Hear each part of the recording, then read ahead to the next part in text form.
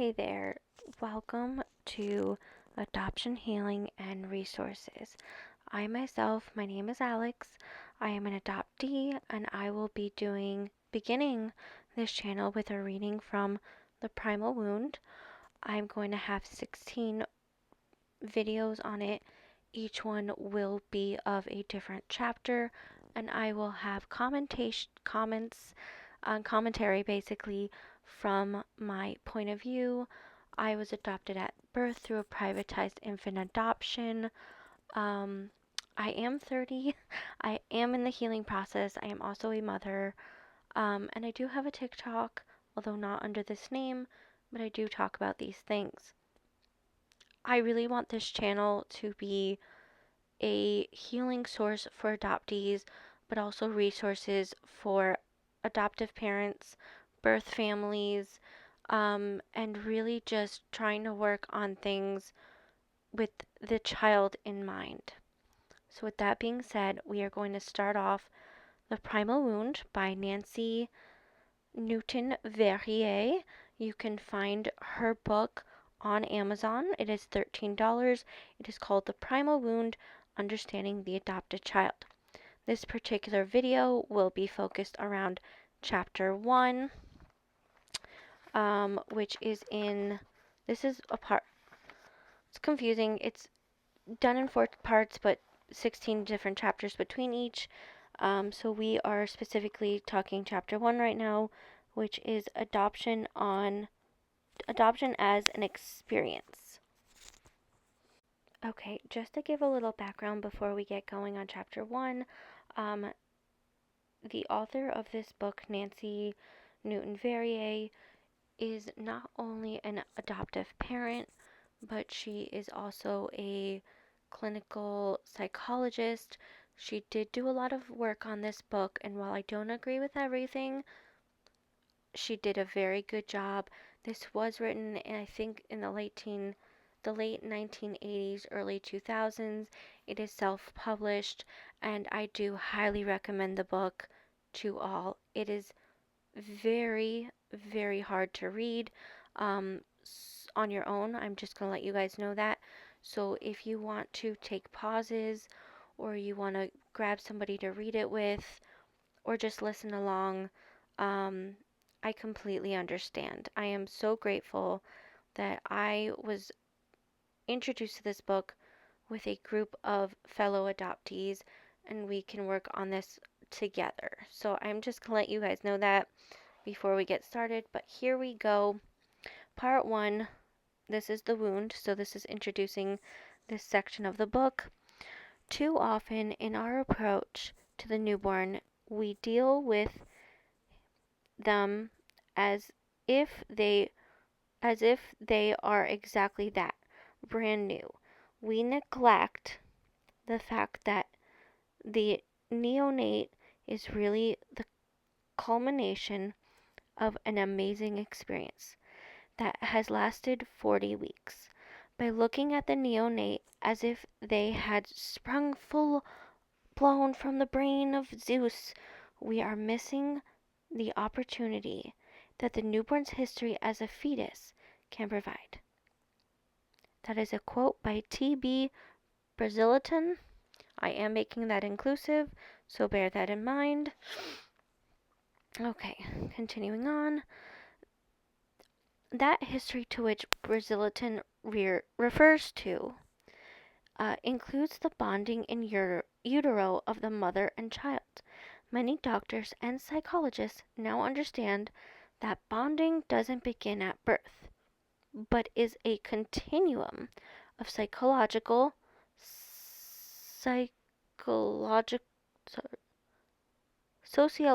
psychological, and spiritual events, which begin in utero and continue throughout the postnatal bonding period, when the natural evolution is interpreted by a postnatal separation from the biological mother. The resilient experience of abandonment and loss is indelibly imprinted upon the unconscious minds of these children. causing that which I call the primal wound. So here's my commentary on that. What this author is saying is that even at birth, there is a primal wound from the loss or being taken away from the parent. And we know this through not only studies, but if you look at studies about NICU babies or why, hate the comparison, but let's use it, why puppies are not taken from their mother dog until 8 weeks after, it is because there is a need for that biological mother. And the bonding, despite there being another parent, is not as close. It is a continuation of the bond from being in the womb to outside of the womb. That is why they call the next the first 3 months of a baby's life, the fourth trimester. Okay, that is my commentary on that and just explaining a little bit about what we read. Let's continue on.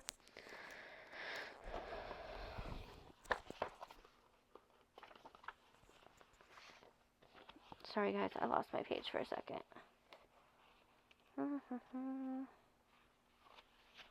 Okay. And yet, how can one prove or even support something which is preverbal, such as a wound to the psyche resulting from a trauma, about which a person has no conscious memory? As a clinician, I can only infer such feelings and experiences with the help of these adoptees who allow themselves to go that far back into their pain. As a biological mother, I can know it through my own intuition and experience, a knowing which is not always observable by anyone else. At the current state of our understanding, such inferences can neither be proved nor disproved, only believed or disbelieved. So this author is not only an adoptive parent, they also have a biological child, and that is why they wrote the book. She saw the differences between her two children. Moving on. It seems to me that most authors of works on the clinical aspects of adoption, after acknowledging the fact that the child was initially abandoned by their biological mother, then ignore this as an integral part of the problems demonstrated by the child. Treatment usually focuses on the relationship between the child and their adoptive parent or parents, without truly considering the impact with which the original trauma might have on that child, and hence the family situation.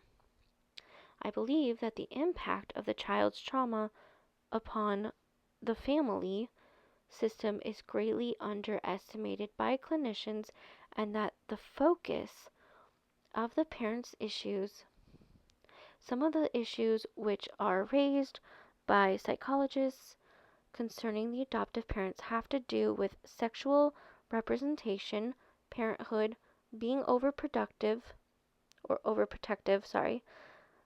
being insecure about the fact that the child is really theirs, or being unable to reconcile themselves to their infertility. Except for the last two, it is acknowledged that these same factors are not restricted to families with the adopted children. Sorry, I'm going to pause there for a moment. I needed more lighting. Okay, here we go.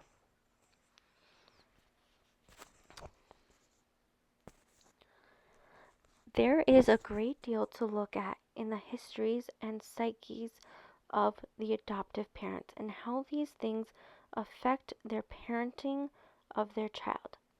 Very few adoptive parents seek counseling previous to adopting, perhaps thinking that having a baby will obviate the need for such work. Yet there is certainly much work to be done. Not only do prospective adoptive parents need to examine the impact infertility has upon them, but also need to work through their own issues of abandonment and loss in order to be able to adequately help their adopted children work through theirs. And altruistic adoptive parents who have children already just want to provide a family for those poor abandoned children, by the way, that's in quotes, need to examine their motives and expectations more closely. Even in acknowledging all those issues, which may be present for the adoptive parents, there still seems to be something which is not being recognized, an intangible something which permeates even the best of adoptive relationships. Donovan and McIntyre, I'm sorry, this is Irish and I apologize if I butchered that name, pointed out their finding has been a striking consistency of behavior problems among adoptees, whether the family is functional or dysfunctional. This to me indicates that there is something intrinsic in the adoption relationship which is unique and inevitable, no matter how stable the adopting couple is to begin with. In my quest for this intangible something, I found the adoption literature to be lacking, except by implication. No one spelled it out. Therefore, it became necessary to go beyond adoption in the realms of prenatal and perinatal psychology, bonding, abandonment, and the loss experience. Okay, so that was just a little background of what the first 4 chapters will be talking about. I know that took a while, but here's the official chapter. Chapter 1, Adoption as an Experience. The truth is, much of what we have traditionally believed about babies is false. We have misunderstood and underestimated their abilities. They are not simple beings, but complex, ageless, small creatures with unexpectedly large thoughts. David Chamberlain. The Amazing Awareness of Babies. In his book, Babies Remember Birth, Dr. Chamberlain goes on to say, babies know more than they are supposed to know. Minutes after birth, a baby can pick out his mother's face, which he has never seen from a gallery of photos. The newly discovered truth is that newborn babies have all their senses and make use of them just as the rest of us do. Their cries of pain are authentic. Babies are not unfeeling. It is we who have been unfeeling.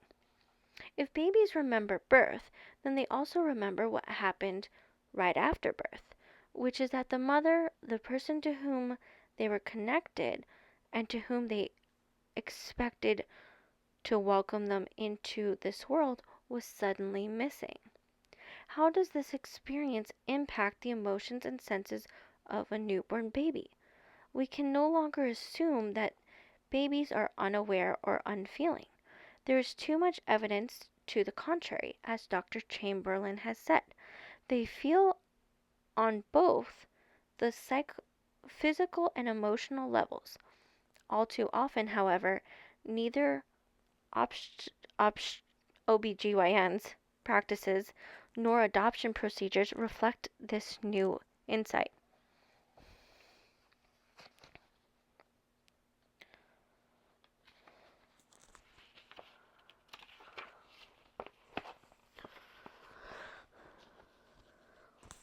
Some of what we know isn't necessarily new, but to my knowledge has been applied to relinquished children. John Bowlby, in talking about the behavior of children who have suffered the loss of a parent through death, described the various responses a baby has to the disappearance of the mother.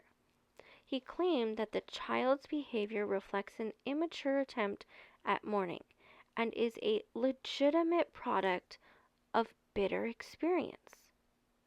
In my opinion, the comparison to relinquishment is valid because for the child, abandonment is a kind of death, not only of the mother, but of part of the self, that core being of essence to oneself which makes one feel whole. In acknowledgement this loss and its impact on all involved in adoption, there is no way no one can get around that pain. The pain of separation and loss for both the child and the birth mom, and the pain of not understanding or being able to make up for that pain and loss on the part of the adoptive parents. In our society, we don't like to admit the absence or absolutes or accept the idea that life is often paradoxical. Instead, we deny or ignore problems for which we have no clear cut solutions, or we polarize ourselves, both sides ignoring things obvious to the other side, as in the case of abortion.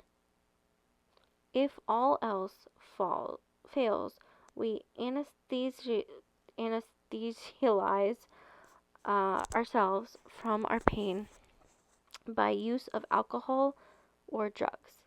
In the case of adoption, we may deny, ignore, project, intellectualize, conceptualize, or externalize anything to avoid that pain and our inability to deal with that pain. Okay, here's a little commentary on that. Very much everything that this author has been saying is true and has statistics behind it, especially that fact that adoptees are 8 times more likely to turn to drug and alcohol abuse as well as unalive ourselves. So I'm just making that clear. I will do a whole video on that later in time, but there are points in this book I will be taking out of to make separate videos on, and I will be talking about some of these points. It is very true that we do this, even if we don't turn to that dark side. Things like fandoms, reading books, watching movies, just getting into our own head to kind of ignore the pain is so true. Right. Moving on, the need for a permanent caregiver. It has long been known that the institutions and temporary or multiple foster care cannot adequately care for abandoned children. The lack of permanent caregiver deprives the child of some of the requisites for normal psychological development, a continuity of relationships, emotional nurturing, and stimulation. Attachment is more difficult and bonding impossible. As the number of caregiver increases, the ability to attach diminishes, and the numbing of feelings becoming more and more evident. There is often a failure to thrive, and in extreme cases, even death. What the child needs, it seems, is permanent caregiver, and sooner the better. Adoption then has been seen as the best solution to these problems, that of a biological mother who cannot, will not, or is discouraged from taking care of her child, and that of the child who is then relinquished, and that of the infertile couple who want a child. It's often infertile couples, but my note here is that actually I have a couple notes. So on that point, it's usually infertile couples or LGBTQ members, but there are fertile couples as well that want to, as noted earlier, to save a baby. So let's make that clear. There are also other solutions beyond adoption, but they are not as well known. Again, I'll do other videos on that, but this author is saying that at this time, especially, and very much all of this reflects today, is that people just think adoption is the best option when it is not. And I will explain that as we go. Okay. The fantasy has been that the joining together of the latter two entities would produce a happy solution for everyone. The reality, however, has often been less than ideal. Despite the continuity of relation which adoption provides, adopted children experience themselves as unwanted and unable to trust the adoptive relationship as being permanent and often demonstrate emotional disturbances and behavioral problems. And although these symptoms may be more evident in children who have had previous multiple caregivers, my research has shown that they also present in those children who were permanently placed at or near birth. This raises more interesting questions. Why is it that a child, even so young as a few hours or a few days, cannot make the transition without problems? What about those children who are newer, who are never told of their adoption? Why does the substitution of parents make a difference if the adoptive parents provide a warm, caring, and loving atmosphere in which a child might grow and develop? Okay, I want to make a note here as well, is there was a big time where closed adoptions were the thing. Closed adoptions are when um, there's no contact with the birth parents, and typically the child doesn't know, or they may find out much later in life, and then there tends to be um, even more problems. Huge identity crisis, huge trust issues, even more than open adoptions. And so in the 90s, again, pretty much right around when this book was written, open adoptions became more and more a thing, as they are today. Uh, and that doesn't negate the problems, but it just time delays and then makes it more of an explosion. So I want to make that clear. I will do a video on that, but there's a big deal of why that was problematic. Okay, adoption issues.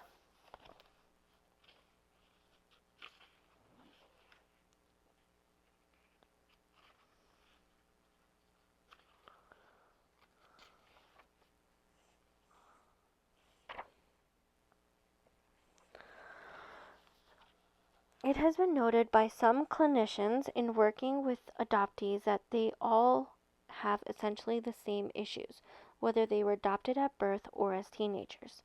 These issues center around separation, loss, trust, rejection, guilt, shame, identity, intimacy, loyalty, and mastery or power and control, and will deal with on all that will be dealt with later in the book.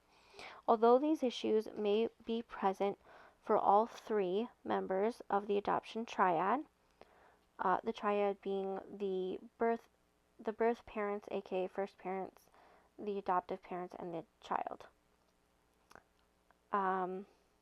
Continuing on, I will, for the most part, confine my comments to the ways in which they manifest for the adoptee. That's the author speaking. My clinical work has shown me, however, that most of these same issues are present in people who have been placed in incubators or have otherwise been separated from their mothers at birth, even though they were reunited with their original mother. The consistency of the presence of these issues among adoptees and incubator babies, aka NICU, suggests that it is the experience of feeling abandoned which causes the wound. External considerations. It is always in which to define, in looking at ways to, in which to define and deal with these issues, there are currently two popular modes of thought, or mods of thought. One is that adoption laws and procedures and the unsealing of records are seen as ways to avoid the shame and insult of secrecy. More open communication between children and adoptive parents about all the aspects of adoption has been recommended as a means of helping children adjust. It is certainly true that legislative changes need to be made in order to protect the civil rights of adoptees. And that atmosphere of openness regarding adoption issues within the family will improve family dynamics. But neither of these remedies will eliminate the primal wound. Making a note because, again, this was written 30 years ago and we are still dealing with these issues to this very day. I plan on working on reform with fellow adoptees to make changes because this is beyond ridiculous. Moving on. Independent open adoptions have been held out as the hope of the future because they eliminate the stigma of secrecy and lack of genealogical history and allow the adoptee and birth mother to have some kind of contact.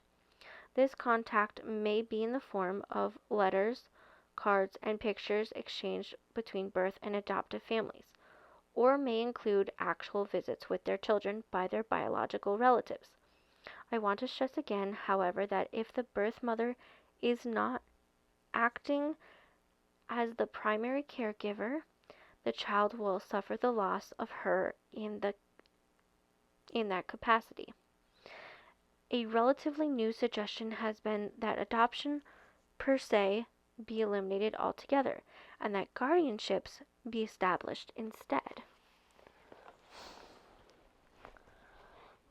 This would allow the child to keep their own name and heritage, and at the same time give him a permanent home. While I applaud the attempt at honesty which the idea provides, it seems to me to be a type of long-term foster care, that the child is having no real sense of family at all. And none of these solutions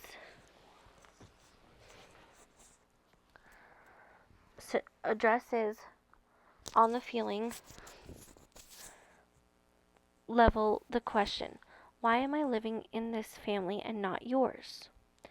Nothing can save with the child from that primal pain of separation from the first mother, except keeping them together as mother and child. Alright, Nate making a note, commentary here. We as adoptees do suggest kinship guardianship or legal guardianship. While we don't deny the pain is still avoidable, it does eliminate from the efficacy, both legislative and in terms of money on that, which is super important to note. But this author is completely right. It does not take away from that pain. Moving on, one woman told me that she had intended to write a long letter to her birth mother about whom she had no conscious memory, but for whom she had been thinking about searching. She wanted to explain how she felt about being adopted. She decided to write with her left hand because she heard that this would access her right brain and put her more in touch with her feelings. Taking pen in hand, she wrote, "Dear Mommy, come and get me." After that, she told me there seemed to be nothing more to say. When I first heard that part, I will tell you guys that hit home.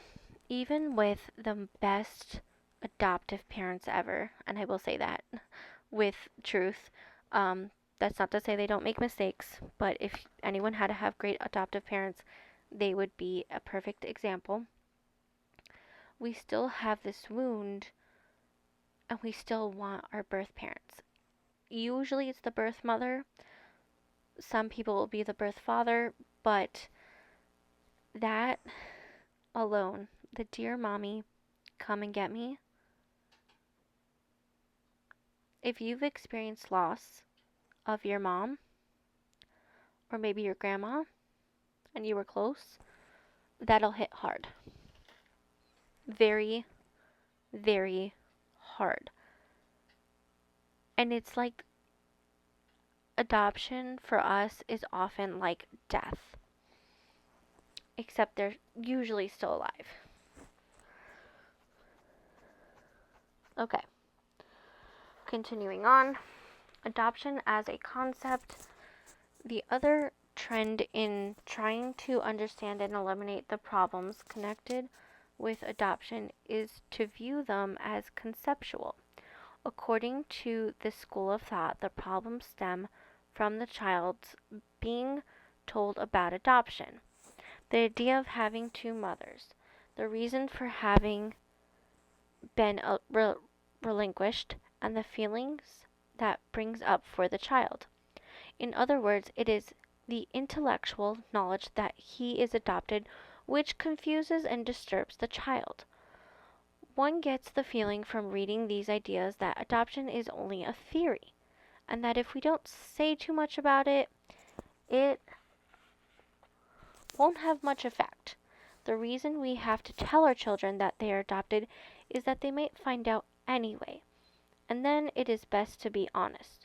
The question shifts from if to when.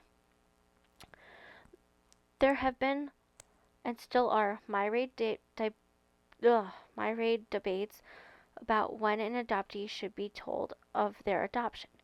Should they be told as soon as they are able to understand the word, before willing to tell a child of their adoptive status during the very early years, the resolution of the issues pertaining to those particular stages of personality development? Is it harmful to tell a child during those periods of their life when they might already be having conflicting feelings about their parents? Tell them as soon as possible so that they will not think that it is a bad secret which has been kept from him or her, but will see it as a positive thing. Some experts recommend adoption is a complicated concept which the child is not going to understand, so it is better to wait until he is able to comprehend, or she comprehend, what they are being told. Others argue, and on it goes. Alright, interjecting my commentary on this one, we as adoptees always recommend to know as soon as possible, even from birth. Read stories about adoption. Watch videos on adoption. There's Sesame Street. There's, I believe the Muppets did some. There's, there's so many shows that show adoption in various ways. I will have a recommendation on what to watch and how to have those complex conversations, but the child should always know. And you should answer those questions as age appropriate and being open and honest with them. Normalize it in their world, but it should not be normalized overall. Adoption really should be rare because of the pain, if we can avoid it.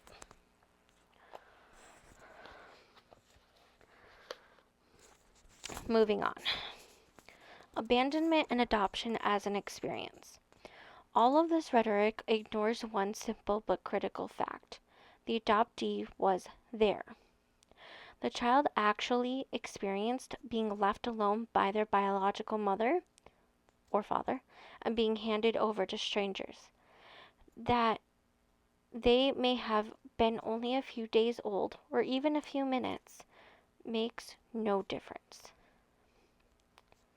They shared a 40-week experience with a person with whom they probably bonded in utero, a person to whom they are biologically, genetically, historically, and perhaps even more importantly, psychologically, emotionally, and spiritually connected. And some people would like them to believe that it is the telling of their experience of the severing of the bond which makes them feel so bad. It has been noted by parents and clinicians that many adoptees demonstrate little or no discernible reaction upon being told of their adoption. Might it not be possible this lack of reaction is a result of unconscious awareness of the fact that their adoption on the part of adoptees? Sorosky, Baron, and Panor, in their book The Adoption Triangle, found this to be true, as I did in my research. One adoptee told me never feeling as if she belonged to her family, of not being understood, although not told of her adoption until she was 13. It didn't surprise her. Another woman said, "Nobody looks like me. No one understands me." A man spoke of a feeling of not fitting in and not knowing why, although shocked at age 33 when finding a paper which told of his adoption. He did not feel shocked by the fact itself, but by the betrayal of its having been kept from him all those years.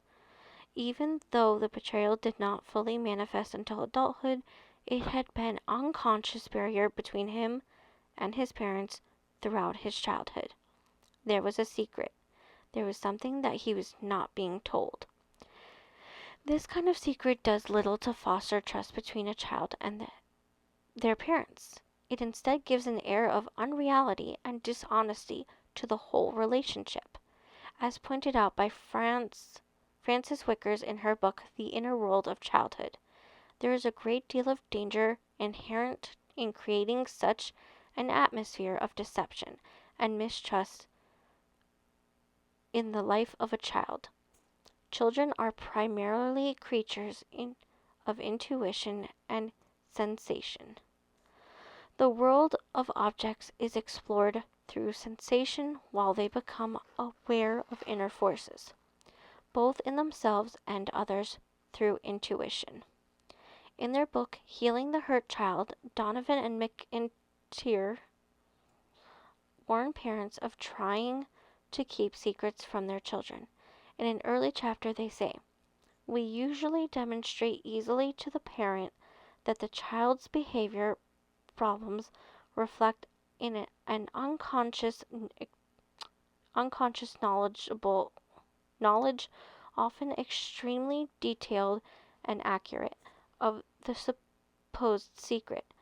The parent can then be shown how that unconscious knowledge plays a major role in maintaining the present disastrous situation." Yet, in a following chapter on loss in the lives of children, Donovan and McIntyre say the monolith approach of adoption casework in this country dictates that the child be told that the monolith approach to adoption casework in this country dictates that the child be told about the adoption as early as possible. They go on to deride this advice by making this statement: "If the need is for knowledge, then it follows that one should inform the non-adopted child of the fact that he is biological. Babies have no need to know about adoption."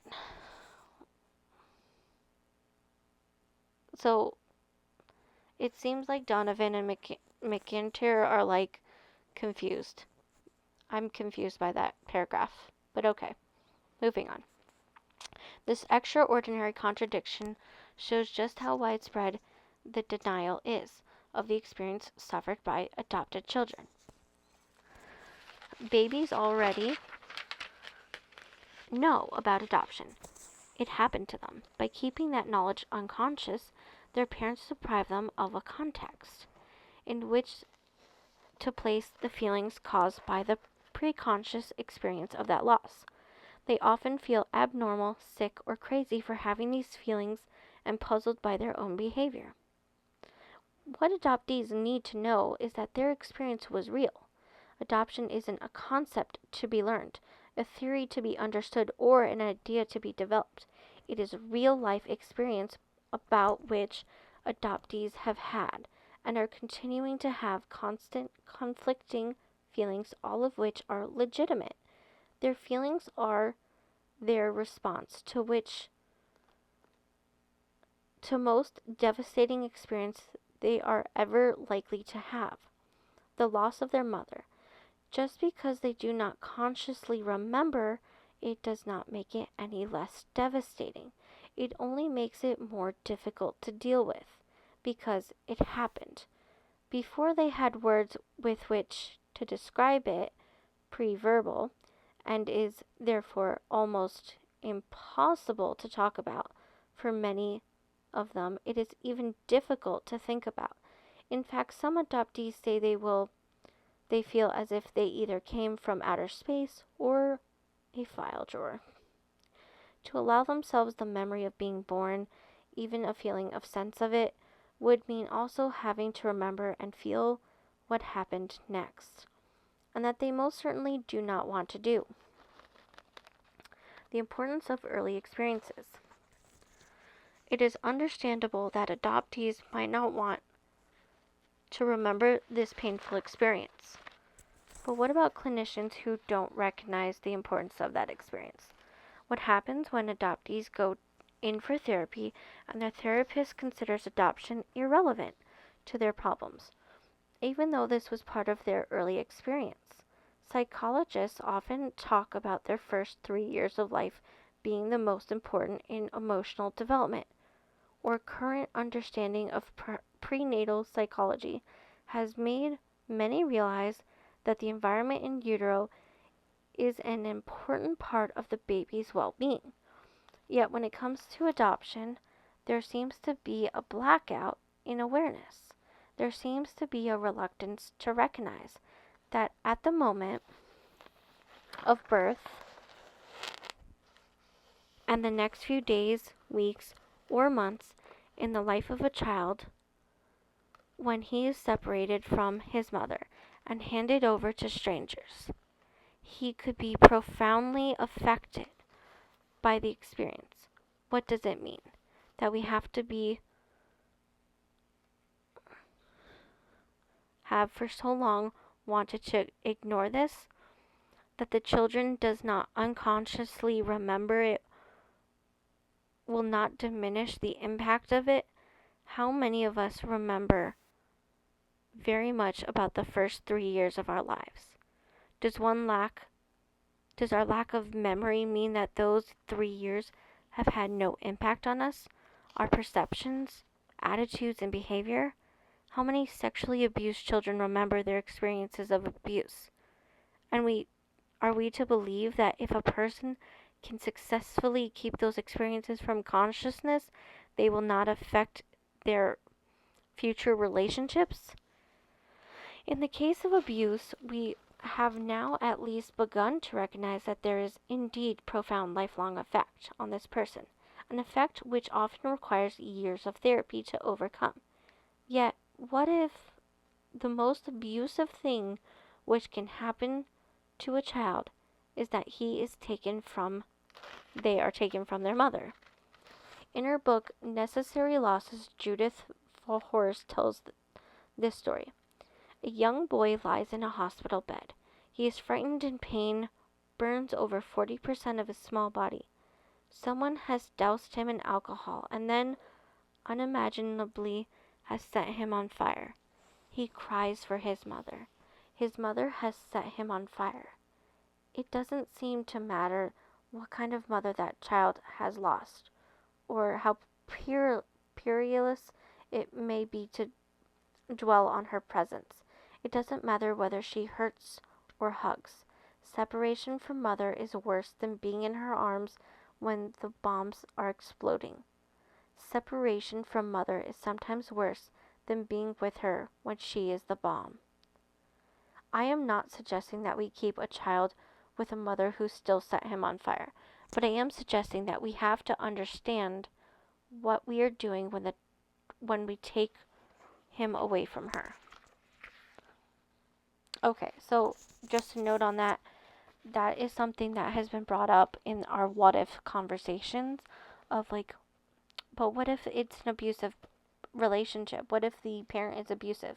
No, we understand that. Sometimes it's necessary.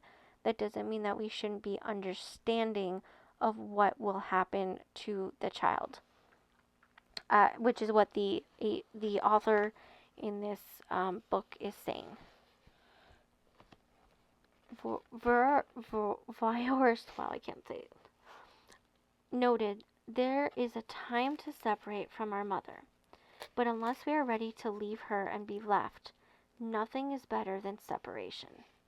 Anything is better than separation. Breaking that connection has a tremendous impact on the lives of both mother and child forever. This is no less true for adoptees and their biological mothers than it is for anyone else.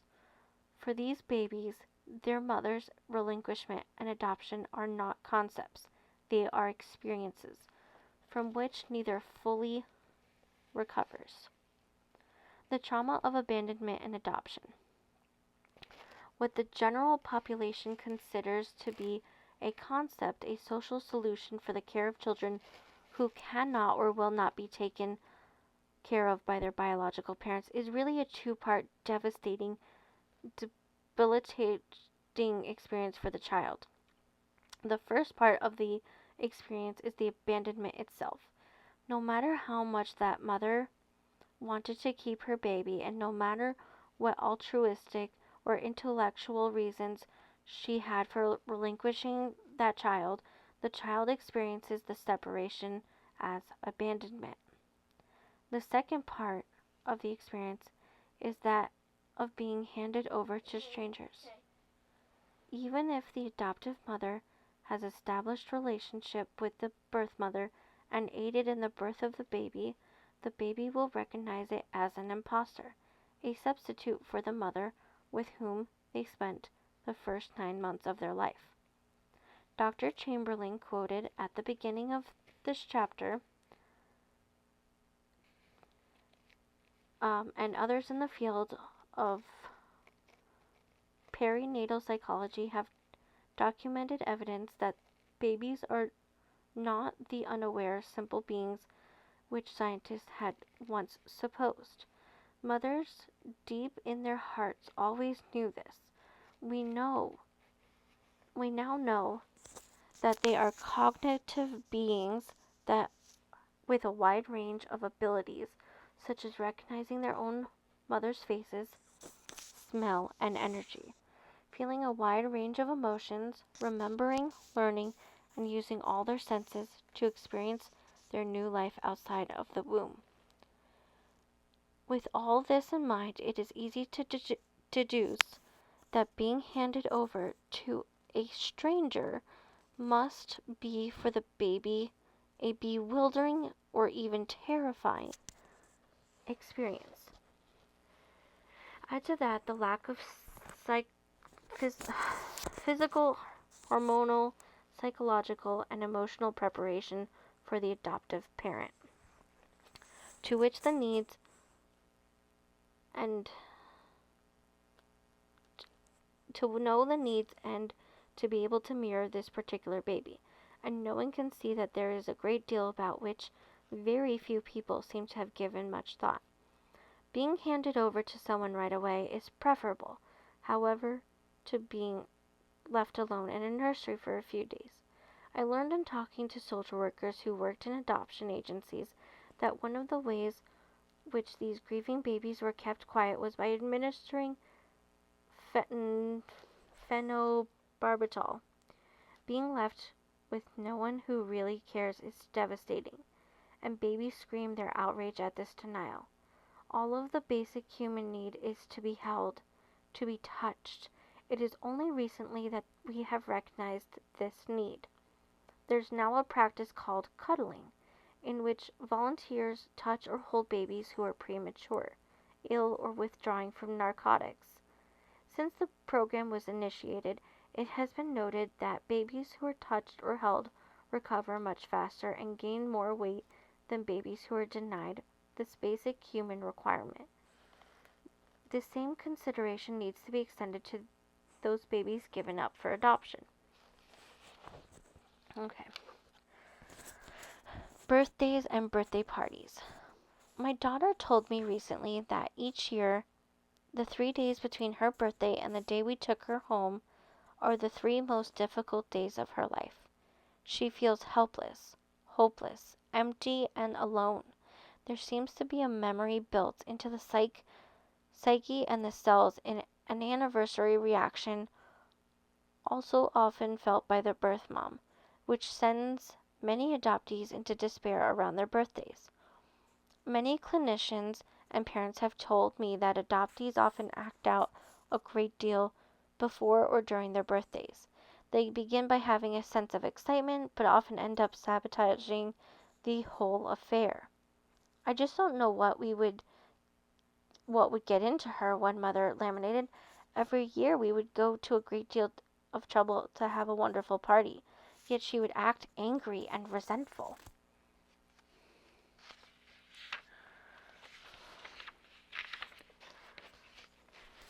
Yet, as is it any wonder why many adoptees sabotage their birthday parties? Why would one want to celebrate the day that they were separated from their mothers? The adoptees, of course, have probably never really understood themselves. Why do they do this? An adoptee said, "I don't know why I acted the way I did. I know that my mother was really trying, that she really wanted me to have a good time, but I don't know. I just felt so sad and angry all the same time. I couldn't enjoy myself. I just wanted to run away and hide."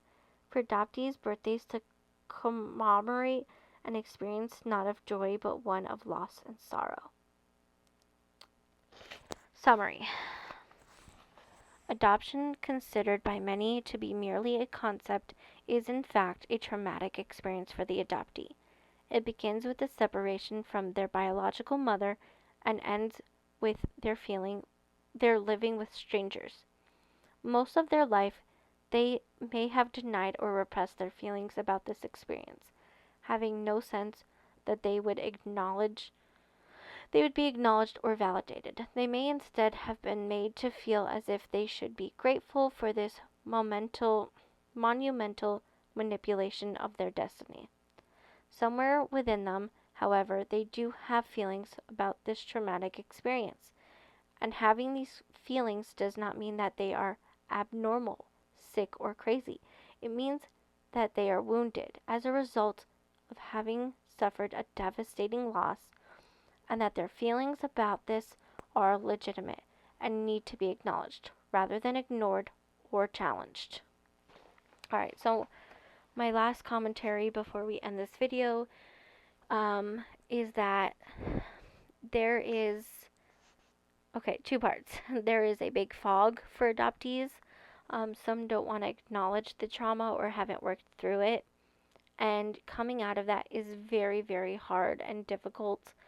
And the adoptee can absolutely be self-destructive. That is a big thing. The other thing that I want to know about the birthdays is, I want to say I was like 13 or 14 when my parents stopped trying birthday parties. It's not that I was destructive. I don't remember ever being angry or hurt. I will ask them probably the day after I post this. But all I really wanted, and how I've been celebrating at least 15, maybe even longer birthdays, is I like a small day, like just my favorite food, maybe a movie, relaxing, just away from everything. And I like to do that for the few days. Like I need space. I don't usually think about the loss, but I will tell you, I definitely felt it. it's just something you automatically feel. On top of that, it's really hard to get older, and to get excited about things like that, especially being 30. You're like, ugh, another year. But it's so true. Like, nobody really wants to get older when you're older. So that is another thing. Anyway, I hope you all have a great day, and thank you guys for listening to chapter 1.